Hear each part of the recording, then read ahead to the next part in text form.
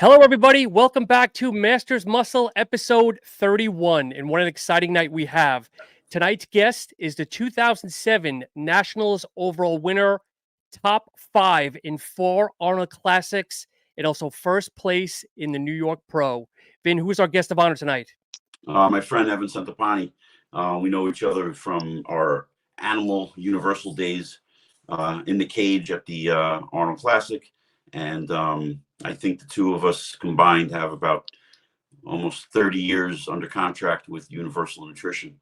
I know Evan's going on his 17th year. I had 18. You don't come across that too much nowadays with actual contracts, not just being an influencer. So with saying that, Evan, thank you so much for your time tonight. How you doing? Good. Thanks for having me. And it's crazy just while it's fresh in my head. You commenting on really the changing climate that social media has brought about. I mean, me personally, and I know that you bring it up because you're proud of it. Having been with a company for 18 years is really something to be proud of. I think it says a lot about you, a lot about the company that you were with as well. But you don't see that nowadays. I think it's a bit of a bummer. Yeah. Well, you hear a lot of people talk about, they have an endorsement deal, and really what it boils down to is they're getting free product, and that's fine.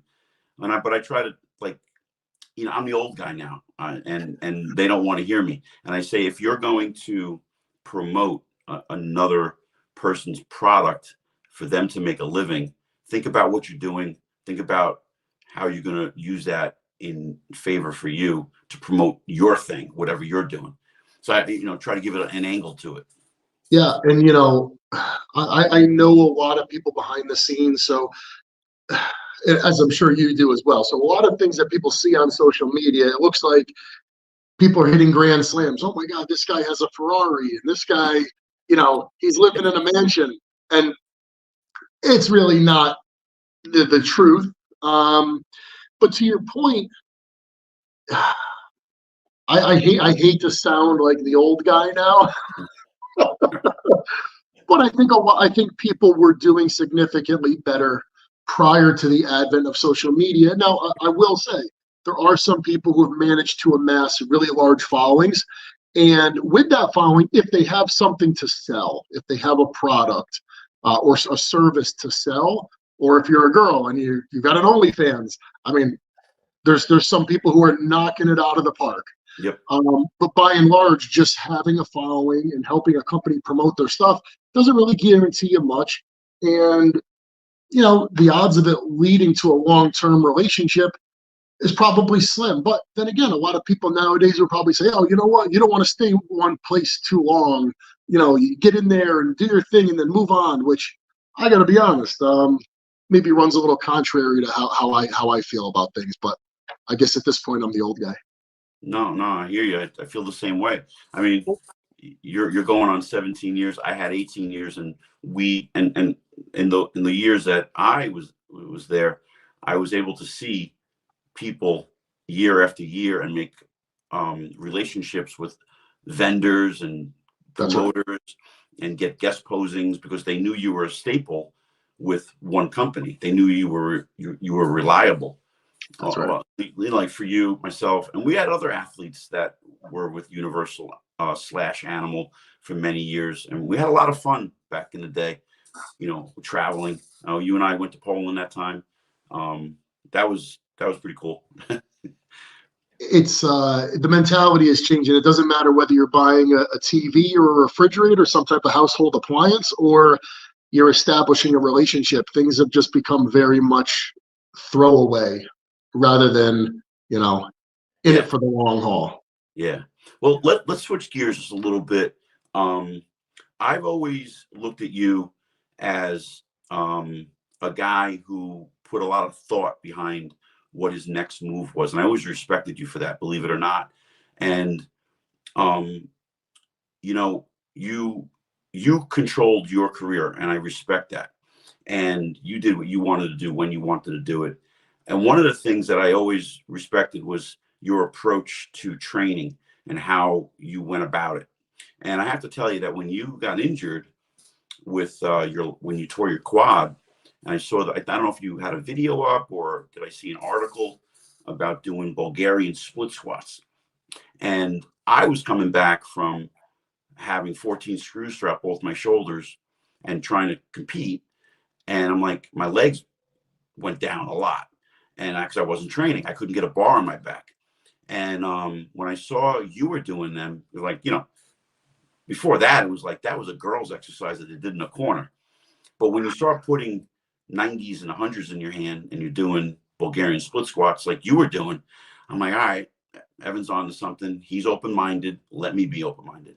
And my legs got a whole new resurgence of growth just from that exercise. So I thank you.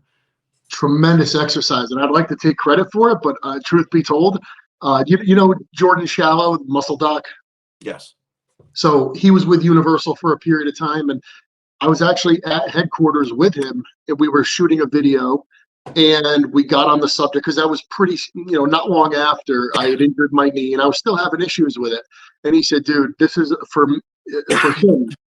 He was saying that there was such a powerful and helpful exercise. He's like, you should really include it in your training. And of course, my gut response to it is just like you said, that's a girl exercise. Yeah. But I took his word for it. And at the time, man, I wasn't really able to even do much beyond body weight because the pain was so bad.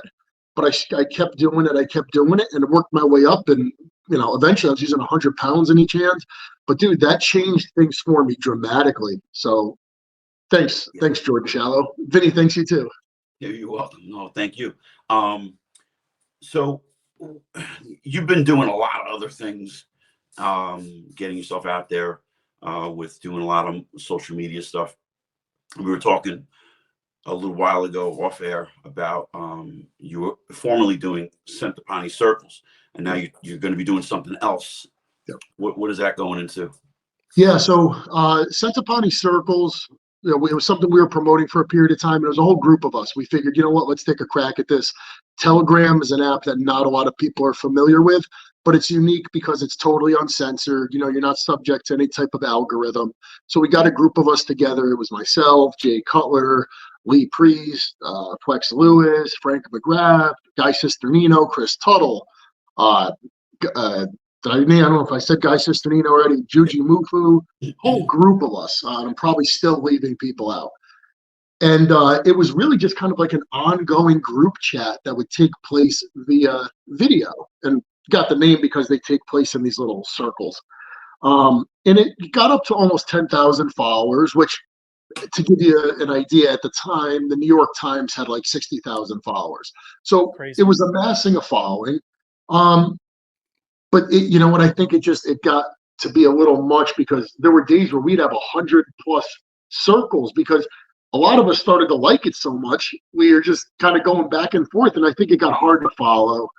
So we decided to just kind of channel it into, we started an Instagram account called IFBB AMA, which stands for Ask Me Anything. Yep. And there's a YouTube channel for it, and it really just an opportunity for fans and even athletes to just literally ask an IFBB pro anything, totally uncensored. So, we've been doing that now, and it's been cool. Antoine is involved. He's got a podcast. So does Juji Mufu and Chris Tuttle. Milos is involved. So it's a really cool group of guys. So if you guys are watching, probably want to check it out. All right, cool. And Evan, has anybody told Lee? Because I logged in 2 days ago, and Lee was just sitting there going along. He says, I don't know if everybody left me, but I'm just going to keep talking here. Yeah, we kind of let it be known, like, I don't know, we're going to maybe spend some time on something else. But, first of all, for anybody who, if you guys haven't been, or anyone watching, if you haven't been around the sport a long time and you're not well acquainted with Lee Priest, do yourself a favor, follow him, check him out. He is, first of all, hilarious, but I've gotten to know Lee a bit over the years, and he's actually a really, really nice guy, a good dude, and what a character. So yeah, I think Lee likes it so much he's just doing it for the hell of it. That's great. And you know what? Probably at this point, it's probably smart. He has the whole place to himself. That's funny. So Evan, let's take us back just a little bit. I mean, what got you into the sport? Growing up, athlete? What was your background? never into sports, even to this day, and I don't watch sports or anything on TV. I was actually really overweight as a kid, so wouldn't want to take my shirt off at a pool party. Really embarrassed by my body.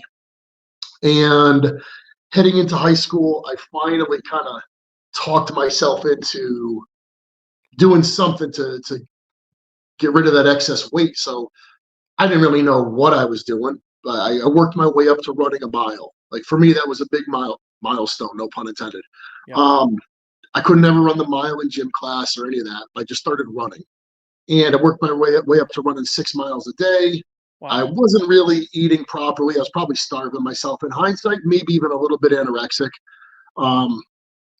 But took 70 pounds off myself in about a year.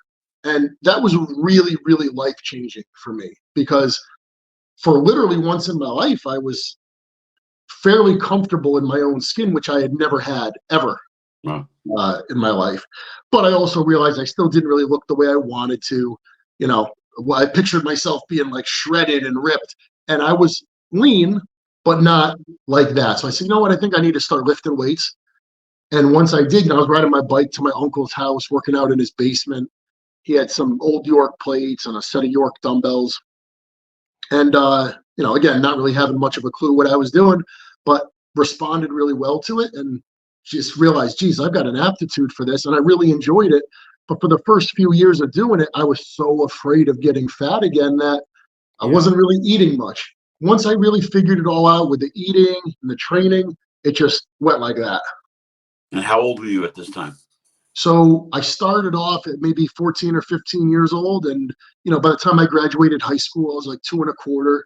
I could bench press 405, and, I had 18-inch arms. And in college, I just grew and grew. I mean, by my sophomore year of college, I was like 280 and, Jeez. benching 4 plates for reps and squatting 5 plates for reps and all that. I remember the first time seeing you, correct me if I'm wrong, was winning the overall at the New York Mets. Atlantic States, 2005. Close enough. States, okay, yeah.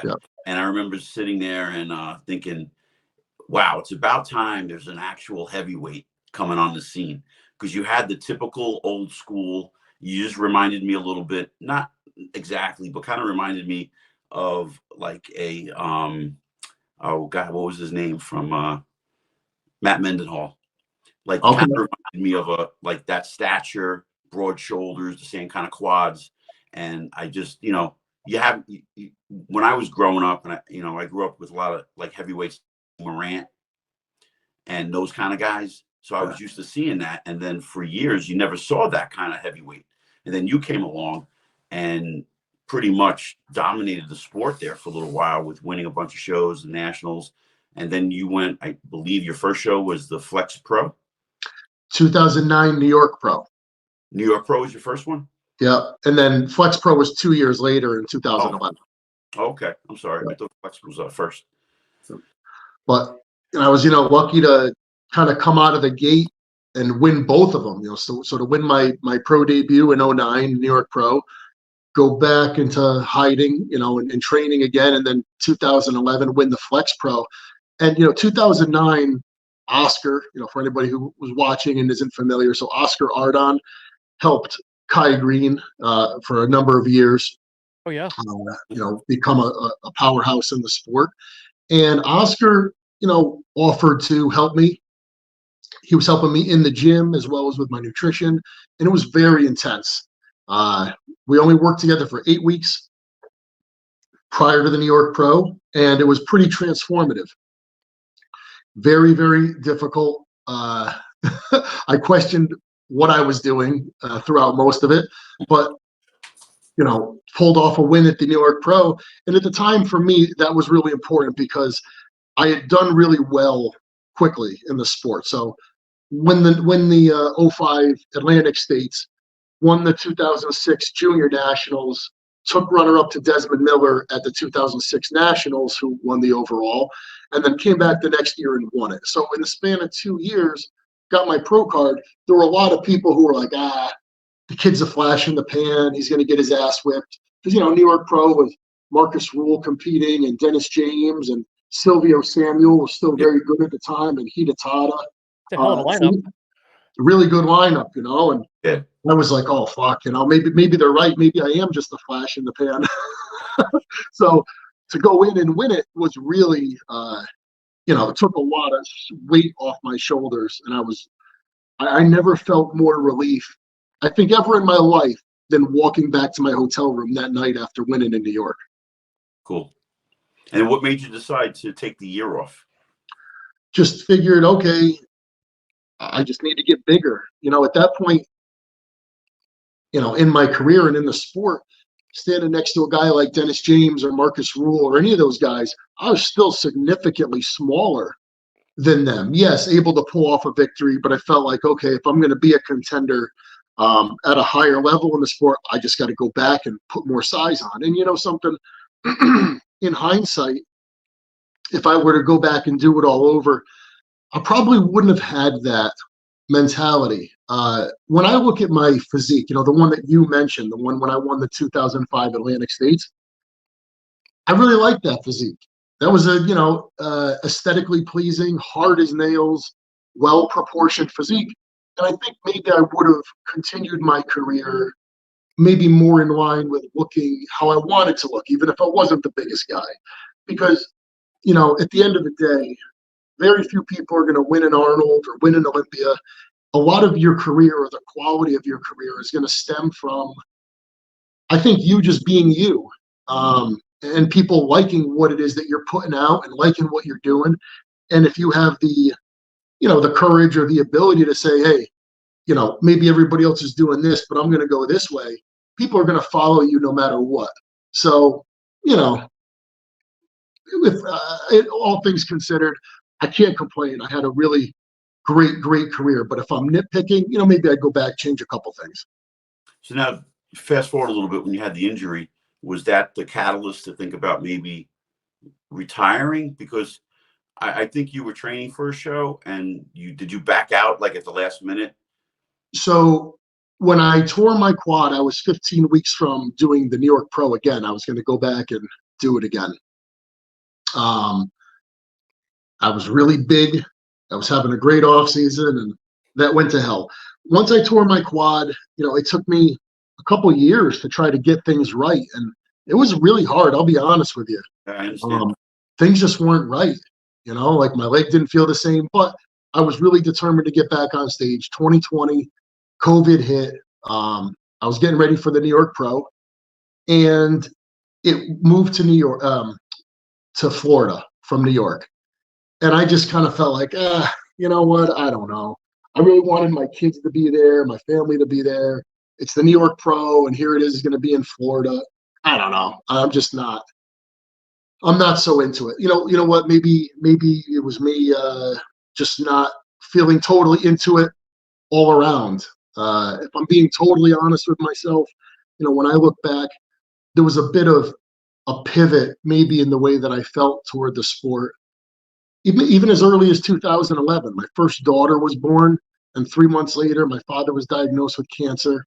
And, the two of those things simultaneously, you kind of start looking at life a little bit differently, I think. Sure. And I think, to be a really great bodybuilder, you've got to just be thinking about bodybuilding, and that's it. Yeah, absolutely. Evan, go ahead. Sorry, please. I was just saying, I was so good early on at a young age because bodybuilding was all I cared about. I didn't care about anything else. I just lived it, eat, breathe, and sleep it. And that's really what it takes to be a great bodybuilder. You have to be obsessed with it. You have to, it has to be the really the only thing you think about. And if I'm being totally honest with myself, as time went on, I didn't feel that way. Mm-hmm. Evan, you kind of brought it up indirectly earlier. Do you think that a lot of the competitors nowadays are playing kind of chase the king, going for size instead of actually just trying to better themselves, that they're going after, I'm going with that? Yeah, of course. Because the judging is a certain way. They love size, and I get it. It's bodybuilding, right? So when you see a big guy on stage and he's big and he's shredded, it's impressive. It wins shows. It earns placings. But then, I mean, if we're being totally fair, you got a guy like, well, the reigning Mr. O, right? He's not the biggest guy on stage, although at his height, he's pretty freaking massive. But I think now more than ever, as a competitor, if you're able to use the stage as somebody like a Chris Bumstead does, he happens to be someone who's winning, but you could be somebody who's certainly not winning, and you could still have a tremendous career because you could amass an incredible following through social media. There's guys, look at Juji Mufu, right? John Call, friend of mine. He's not even a pro. He competes recreationally, and he has a massive following because people just are interested in him and what he does. So it's a catch-22 with in the current climate of social media. I think it opens things up. So you don't have to be the greatest bodybuilder. You don't have to win shows. You don't have to sacrifice your body to get the notoriety. On the flip side of that, you have some real jerk-offs who, have these huge followings and they don't really know what they're talking about, and people will look to them as an authority. So it's really a double-edged sword. I say that to in the gym all the time. I go, you got somebody, and I'm not going to mention names, but you got somebody who does not know what they're doing, teaching people who don't know what they're doing. Just because they're in the Olympia or a pro stage, it doesn't mean anything. And you look at their training, you look at their lifestyle, everything that they do, and it's a not the greatest message sometimes. Right. Yep. And I think you got the tail end, I think, of a hardcore era. So you appreciate what I'm saying. I'm 15 years old, and how old are you now? 41. I'm 56, and it's like I scratch my head. I'm like, I never seen that exercise before. What the hell is that? Like, so many things have just been changed just because somebody does it on social media. There's a lot of bullshit out there, and I'll be totally fair, right?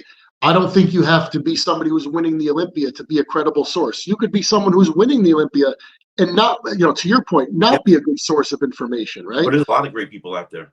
But there's a lot of great people, and it could be someone who's achieved at a high level in the sport, or it might not be. But people really have their work cut out for them, sifting through all the crap out there nowadays. Yeah. Because there's a lot of it. And Evan, you were kind of at the beginning of it because you entered with no social media, and you're kind of exiting during social media. So you got both sides of the coin. I was at a weird point, right? Because even the internet, it's not something I grew up with. I mean, the internet became a thing like toward the end of high school for me. So I didn't grow up with it, but I find myself faced with having to utilize it. So, it's a little bit of a weird in between, and I embrace it to an extent. I certainly don't do it as well as, some other people are doing it, but, everybody's got to be who they are. I've got other things going on in my life, and I do try to share what I'm doing via social media, but it's, I don't put all my time into it, not by any means. But I absolutely have a good amount of respect for people who do and do it well. Yeah. So Evan, we had a couple of questions from listeners and whatnot. Since you folks are talking about trainers, we knowing and not knowing, I know you personal train people. Chris Scotto is a good friend of mine. What do people look for? I have asked Vinny this in the past, but I'll get your opinion. What should people look for when kind of interviewing, looking for a good trainer, whether it's bodybuilding or just weight loss, whatever it is? What should they look for? Something that's a really good question, and I'm probably going to give an answer that's maybe a little unexpected. But I think if I was going to break it down into one word, I probably would say sincerity. And I say that because even if you look at the political climate in our country, right? And I'm not getting political, of course, but the most important thing, if you're going to elect someone, or in this case, hire someone to help you, just as we would elect a politician to help us and represent us, the most important thing is that the person want to help us, right? So it doesn't matter how intelligent they are. It doesn't matter how heavily credentialed they are. What matters first and foremost is that they have a genuine desire to help us. So if you're going to hire a coach or a trainer, I would say spend some time talking to that person and get a sense as to whether maybe you're just a number, or if that person is sincere and you feel like they actually want to help you.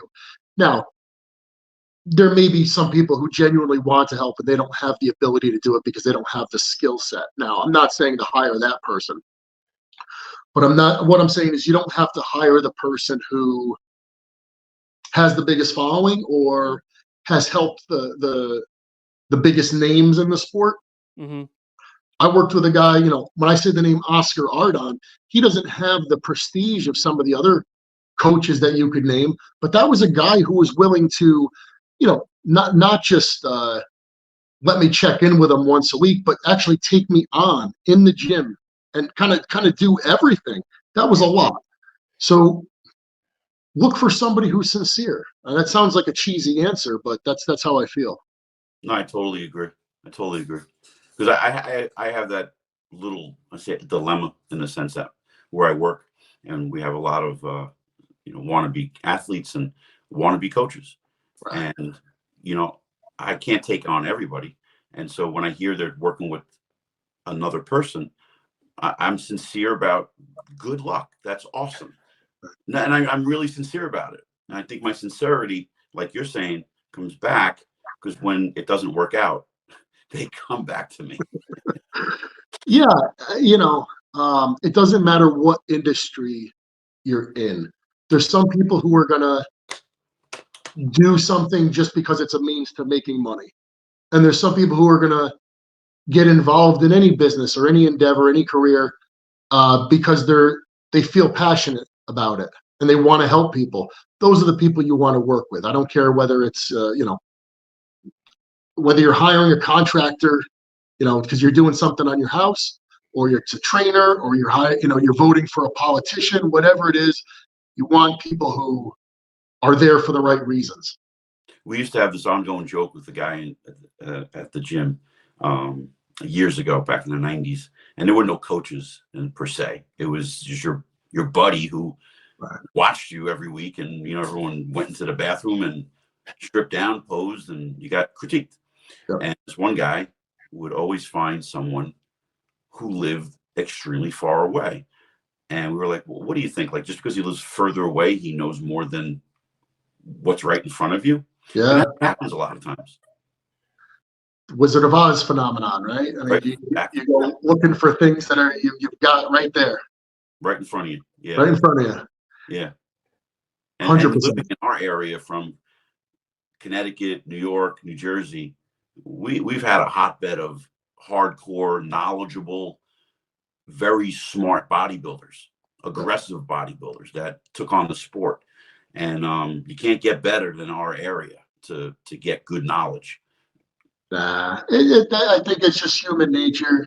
If something is exotic or it's different, it's viewed a certain way. Look, like so the story goes back in the 70s with bodybuilders. All the European bodybuilders wanted to use Diana ball because they weren't accustomed to it, and all the American bodybuilders wanted to use Prima bowling because they weren't accustomed to it, right? So you always think that what you don't have is it's exotic and it's exciting and it's sexy. Yeah. So what are you doing now? Like, what's going on in your life now? So believe it or not, I'm securities licensed. I have my Series 7 and 666. I work in financial planning. Nice. So it covers everything from retirement planning and investment planning to insurance. So I work with a really great team of guys. They've been in the business for a long time, extremely successful. So I've been fortunate to work with them and learn from them. And it's been an awesome opportunity to work with a lot of people from the industry, whether they're supplement company owners, various forms of entrepreneurs, influencers. Believe it or not, there's some girls who've had a lot of success on OnlyFans. It would blow your mind how much money's being made, and everybody needs to know the best thing to do with it, right? So it's been really cool. I've been fortunate to do really, really well, kind of out of the gate. And really, for me, it's just about growing that business. And again, there's a lot of reasons why, people say, well, why, why the financial industry? There's a lot of things. Look, I mentioned my father, right? Being diagnosed with cancer. And my father's an extremely hard worker, and he's always done well for himself. He's a guy with a high school education. He's not college educated. For what he was given, which was nothing, and what he's been able to produce and create and accumulate, it's absolutely outstanding. But I can't say that if had he had someone along the way to maybe put a couple of key pieces of the puzzle in place, that when he was diagnosed with cancer, I think he would have been in a position that was a lot more stress-free. And I look at people around me, we've all seen, unfortunately, people who have passed very, very prematurely. Yep. And they were not set up the right way. And, somebody has to start a GoFundMe or something of that nature. And that's just on the protection side of things. There's no reason for things to have to be that way. Mm-hmm. And on the flip side, there's plenty of people making good money and not really thinking a whole lot about the future and where to place it. So it's an opportunity to genuinely help people and to work with people that are in a field that I'm familiar with and that I come from and that excites me. So it's been really exciting, and I'm looking forward to growing it more. Trust you. I'm sorry? And they trust you. Yeah, luckily. And I tell people all the time, too, when you're going to work with me and my team, and I say all the time, I'm in the trust business. Right? People are trusting me. I can't screw you. If I do, you can tell the whole world about it because people know who I am. And me growing my business hinges entirely on doing a good job for people, because you're going to go tell people. And if I don't do a good job, you're going to tell people that. So it's been great. Awesome. Have you thought about kind of teaming up actually with the IFBB? And I don't know if do they do that type of stuff, financial planning for individuals? Because I would think a lot of them don't know. Yeah, I mean, it may be something that if I were to, mention it to them, maybe they would allow me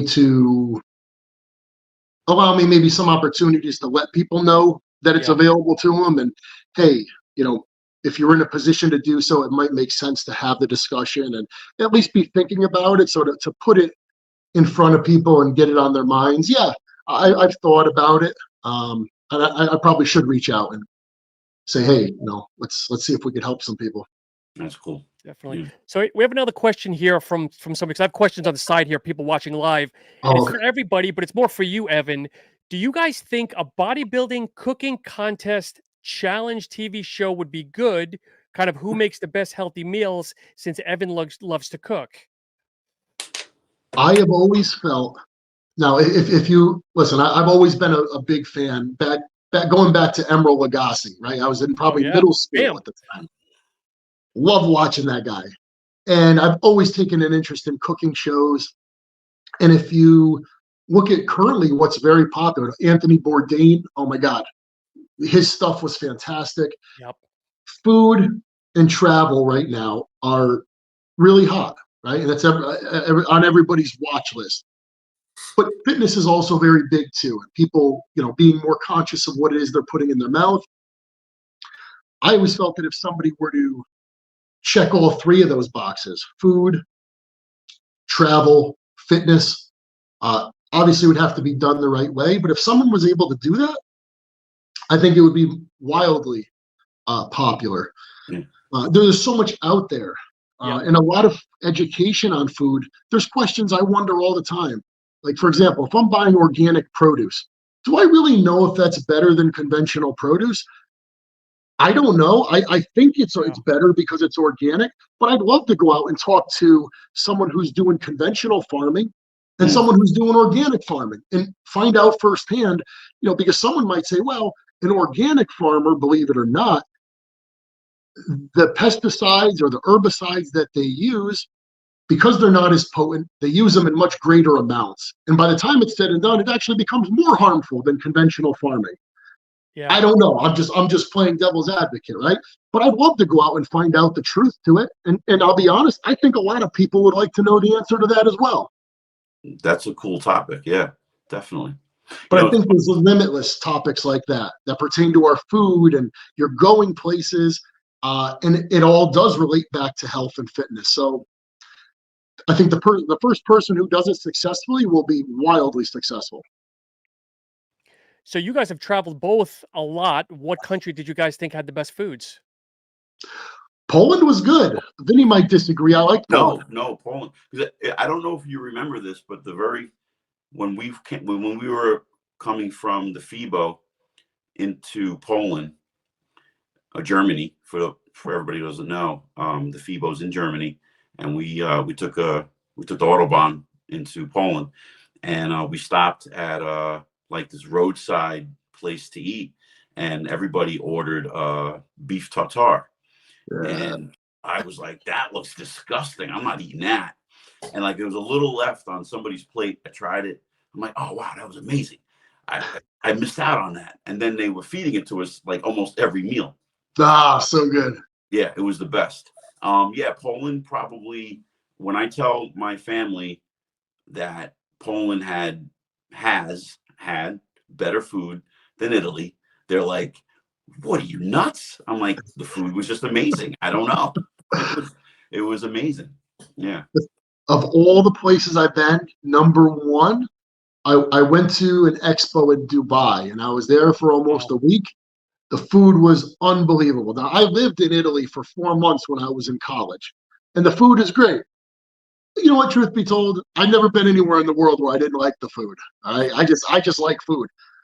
But the food in Dubai was absolutely spectacular. You know, Middle Eastern food, the spices, it's really protein heavy, a lot of vegetables, rice. It's all the stuff I love. And it was just beautiful food. That's cool. Yeah. Chris Tuttle was talking the other day on one of his platforms that he was in Italy with, I think it was Italy with his wife, talking about just the olive oil. That it's like a whole nother level compared to US here. Yeah. Dude, when I lived there in college, if you just bought like cheap store brand olive oil, it was better than like really good stuff here. Mm-hmm. Yeah. That's funny. Yeah. Food is like, I love food, and I like you. I'll eat anything anywhere. But I do notice that every time we're outside the States, like just recently in Romania, I have naturally just poor digestion. When I was born, I had pyloric stenosis, and they had to open me up, redo my stomach. And so I always have like either bloating, gas. And when I was in Romania and I ate the chicken there, and I hate chicken here. I think it's disgusting. I won't eat it. When I was in Romania, I was eating it. My stomach was flat. I had no issue. So there's something to be said about the organic, if you will, that there's no chemicals added to their food. I think there's a lot of things that are allowed in the United States, whether they're herbicides, pesticides, food additives, preservatives, et cetera, that are not allowed in Europe. Mm-hmm. So, yeah. You know, your experience, what you just described, a lot of people feel the same way. Yeah. Yeah. So like I've never traveled as far as you guys, but I go to Barbados every couple of years, and like just their generic Oreos have like 4 ingredients in them. That's it. Oreos. Yeah, I mean, something just weird, like Oreos, 4 ingredients where it's like 65 here in the US. Like you're saying, there's less preservatives and everything else.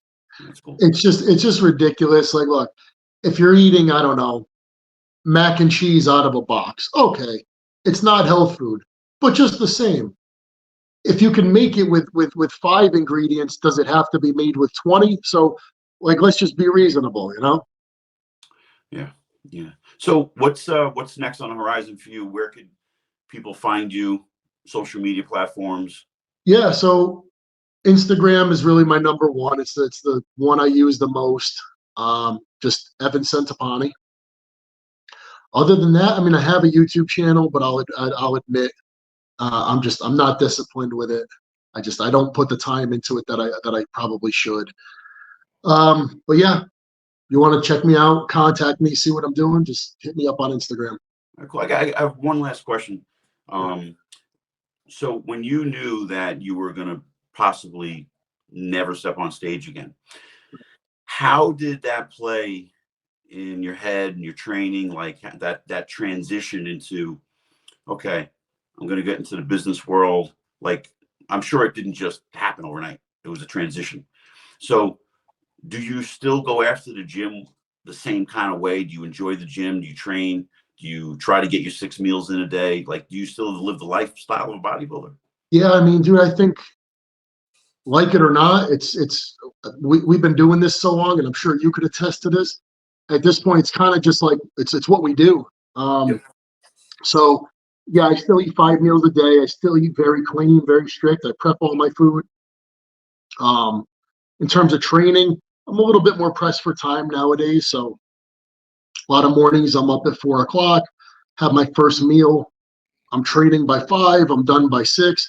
I kept one in-person client. The vast majority of my coaching clients, which I still do quite a bit of online coaching just because I enjoy it. I kept one client. She's at my house at 6 a.m., 3 mornings a week. So once I finish with her, I hit the shower, get changed, head into the office. So I got to be as efficient as possible. So I don't always make it up to the gym. You know, maybe on a Friday or on a weekend, I'll pop in up at Montanari Brothers because I love the place and, you know, miss the people. But yeah, you know, I'm not training at the level that I used to. But, you know, if I train with, let's put it this way, the times in the past few years where I've trained with guys who are still active, I can hang. For sure. So you have everything basically at your house that you need to get a good workout in. Oh yeah, yeah. All right, cool. Evan, I have two more guest questions. I mean, 2 more. Yeah. So, dead or alive, Evan at 100%, dead or alive, who would you want to pose off against? 2 other people. Oh geez. I mean, my 2 probably favorites in the sport.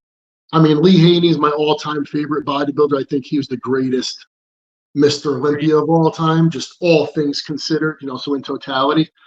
You know, Lee Haney and Dorian are my 2 favorites. I don't know if I'd want to really pose off next to either one of them, I'll be honest. But pose off, Paul DeMeo and Mike Matarazzo were always, I really always thought they were cool guys. And I would just, maybe being Italian, I don't know, their whole thing kind of resonated with me. Yep. Yeah, I would have liked to pose off with them. That's cool. You ever meet Paul in person? I never met either one of them in person. No. I met him. His legs are just, I mean, what you see on paper, it does it no justice. No justice. Yeah. That's cool. And then for someone that's just getting into bodybuilding now, what would you suggest they look you up on YouTube? What's your best showing? You say, look, you want to learn about Evan, what show or what would you suggest? Well, some of the content that we created for the 2011 Arnold Classic with Animal. Okay. So, you know, it's kind of like a road to the Arnold type of thing, or the journey. I'm not sure exactly what we called it, but some of that content was really, really good. You know, I mean, I was on rails mentally. I was on it. And, you know, my daughter was a few months away from being born. And then it was my second pro show. And I was in the middle of remodeling a house. So, like, I felt like the weight of the world was on my shoulders, and I was just like a fucking machine. So a lot of the content we produced back then was really good. So if you want to see some good stuff, check that out. Check out Animal. Look at their YouTube channel and find me on there. Go back 2011, 12, those years with some really good stuff. That's cool. Cool. And cool. Vinny, tomorrow night, what should people be watching tomorrow night? Oh my God. My sister is one of 22 women that's going to be on The Golden Bachelor that airs tomorrow night at 7 o'clock. My niece, Jen, put her up to it, got her to fill out the application, and we found out that over 30,000 women applied, and she got picked. Oh my God! How many women? While I was in Romania, I can give this away because it's kind of out. They were doing a hometown visit, and I missed being on the show. Yeah, so that kind of sucks. But hopefully, if she wins, maybe I get on TV. But this is about my sister. How many women were selected? 22. Out of how many thousand? 30,000. That's incredible. Yeah. So her name is Teresa Nist. Her husband passed away a few years ago from kidney failure. She's single. She applied. She got on, and she couldn't tell us too much because she signed a contract. We know a little bit, but I don't want to give too much away. And it airs tomorrow, 7:00 on CBS. Very cool. Yeah. Very cool. So it's like the first time my family's getting together for something like this that has nothing to do with me competing or anything. So it's kind of cool. I'm glad she's getting her 15 minutes of fame right now. So it's going to be cool. She's got to be bursting at the seams, though, Vin. I mean, I'm sure it's already done taping. She's got to be like, we don't know. She's got like this poker face, and she's just calm. And we're trying to probe her, and we're trying to get it out of her, and she's just not saying a word. So we don't know anything. We don't know anything. So hopefully she does well. Rooting for you, Teresa. Thank you. I've never watched, but I might have to watch a couple episodes here. Yeah, when does it air, Vin? Tomorrow? Tomorrow, 7 p.m. All right. Golden Bachelor. Well, I never would thought I'd be watching the Golden Bachelor, but I think I might have to now. Thank you. Appreciate the support. Yeah. But Evan, it's truly been a pleasure. Thank you so much for taking time. You know, we're good friends with Eric and Chris and all the gang, and you know what they say obviously reigns true. And you know, wishing you continued success, my friend. Thank you guys very much. I appreciate you having me. It's been fun. Thank you. Thank you so much, Evan. All right, guys. Next week, folks, we have Danny Hester joining the show, Mr. First Classic Olympia. Thank you so much, and have a great night. Cool.